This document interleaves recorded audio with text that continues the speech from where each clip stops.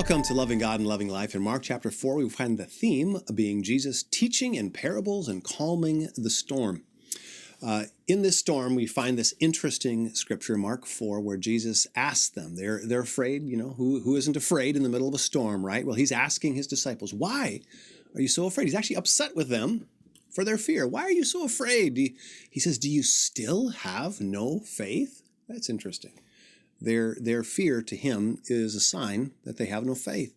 The disciples were absolutely terrified. The scripture says, who is this man? They asked each other. Even the wind and the waves obey him. Well, you got to ask a question. Well, why was Jesus upset? Didn't he understand? Wasn't their fear logical? Well, it was logical, but it still disappointed him.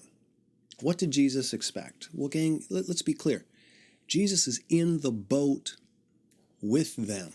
Yes, by this time they've been with him for some length of time. He is expecting them. Now, the more that we gain, the more knowledge we gain, the more God expects of us. And these were the tops, and he was expecting something of them. And the more you grow, yes, God expects you to arrive at a place where you recognize, Jesus, you're in my boat.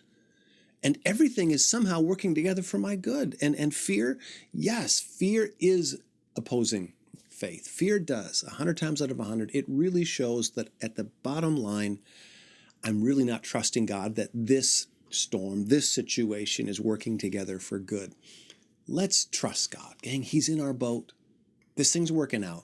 This thing's working out. Yes, Jesus has every right to be disappointed if we've grown in faith, that we're still afraid and freaking out at problems. Let's trust God. Let's please him today and not disappoint him today. He's setting things up in our life. He's sending us one today to share his love with. God today. Send us one person today to share your love with. My friends, let's never forget that it's obeying and loving God that leads us to a life that we love.